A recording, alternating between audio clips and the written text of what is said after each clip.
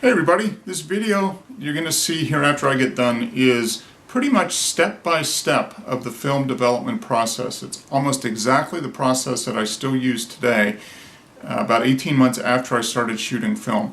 This video that you'll see was made about 2 months after I started shooting film, so back in December of 2012, so just about a year and a half ago. But I pretty much follow the exact same process as you're going to see in the video, with the addition of one extra step, and that is that nowadays I do a short pre-soak of the film just in regular water before I add the developer. And I'll talk about that on the podcast, episode 12 at marksphotographyspot.com/012. You can view the video there, see the podcast, as well as additional information on the film development process. And you can also leave me questions, comments, anything, ideas for the podcast at marksphotographyspot.com as well. So enjoy the video and happy shooting. Hey guys, just thought I'd do a real quick video, kind of show you very briefly the process of developing film. I'll dig into it a little bit more in a future video, but just kind of wanted to give you an idea. It's one of the things I enjoy doing just recently. Really enjoy it, so I'll give you a quick run through, and in a later video we'll go in depth about all the stuff, but here we go.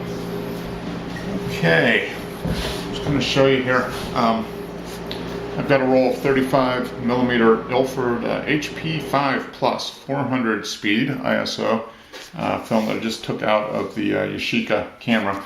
I need to load it onto this little roll so I can put it in this tank and develop the film.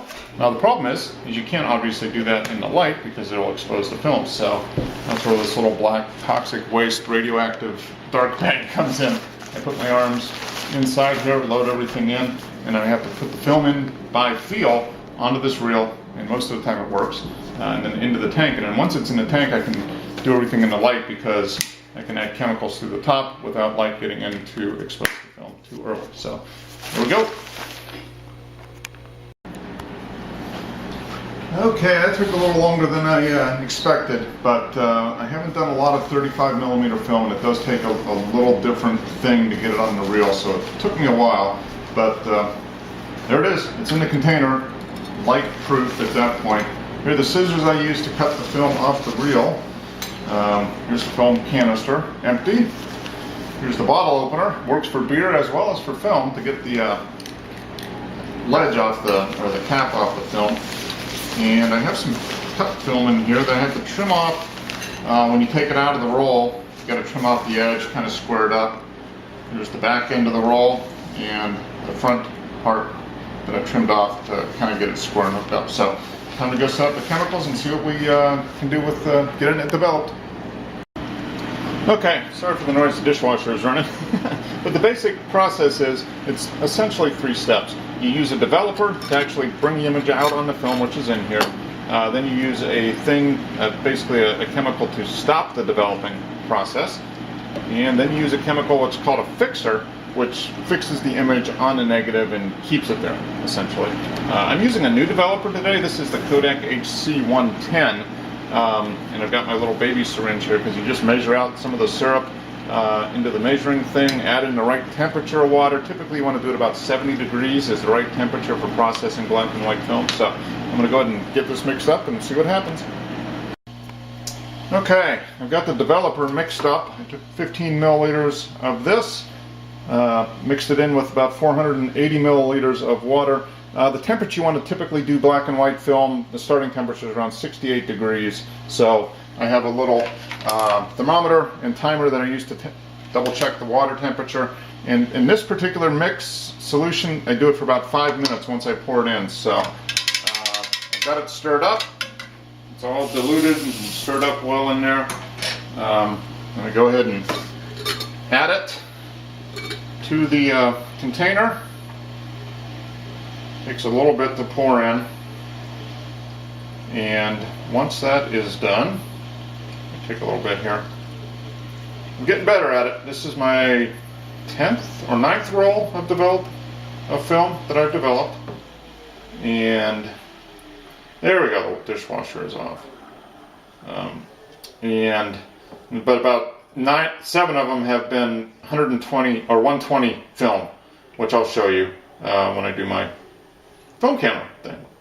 But I just wanted to give you an idea here, get you caught up in the bug of developing. All right, it's taking me a while to pour this in, but it's okay. A little bit of overflow is fine. Now these chemicals aren't necessarily toxic. You do have to be careful with it though, you know. And you want to agitate, so I'll do this and we'll come back and go on to the next step. Okay, we are almost down to the end of the developing. I've got the next step already in there. I'm going to start pouring this out. Pour out the developer solution into the sink.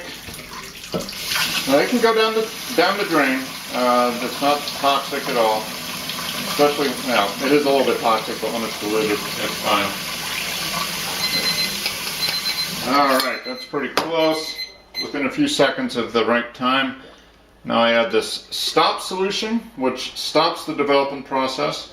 And this only needs to be in there really for at least 10 seconds, but you can keep it in there for a minute or two. So let me go ahead and add that in, and we'll be back.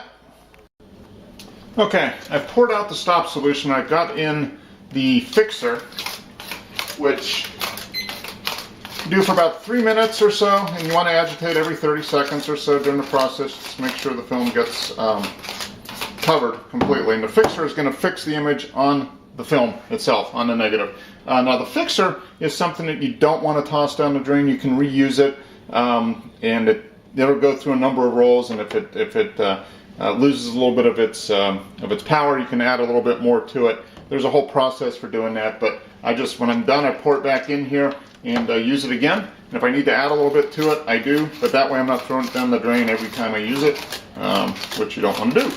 So, back in a bit.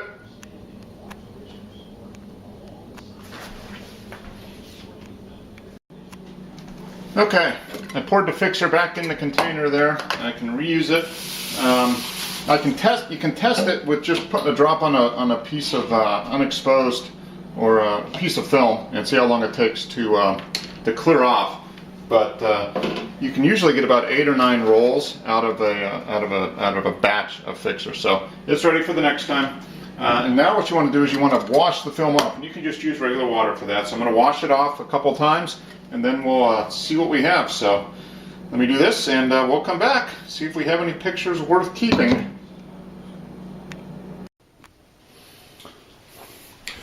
Okay, here's my high-tech negative drying area, basically the upstairs bathroom. I've taken the reel out of the container, and you see little soap bubbles, very little bit of soap bubbles. I use a wetting agent, which is supposed to help the film dry better, keep the water slick off. So now I unroll it and see what I have.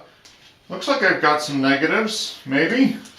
This film was shot downtown at night, well, end of bright afternoon day, bright afternoon sun, and night. So, looks like I've got some success. You can see some images there. I've got a little film clip here. Hook it on,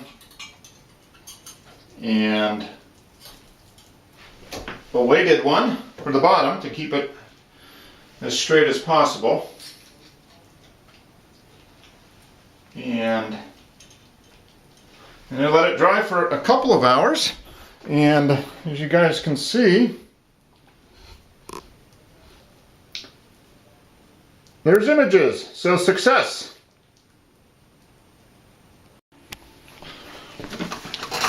Okay, so there you saw just a taste really of the developing your own film, the process and kind of what you go through.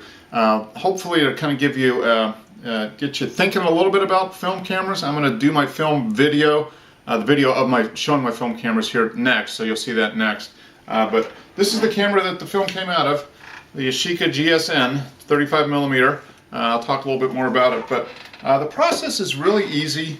And what I really like about film developing, and we'll talk, like I said, talk more about it once I dig into it a little bit more, is that it forces you to pay attention to what you take photos of, and you have a little bit more ownership in the process. And the cost is not out of line. Once you get the chemicals and get going, it's less than $1 a roll to develop really. So hope you enjoyed it. The negatives are still drying. If they get dried and the images are good, I'll post an image here at the end of the video just so you can kind of see. But thanks for watching as always, guys. I appreciate all the new subscribers and all the feedback so far. We're doing great. Keep telling your friends, and we'll see you later. Happy shooting.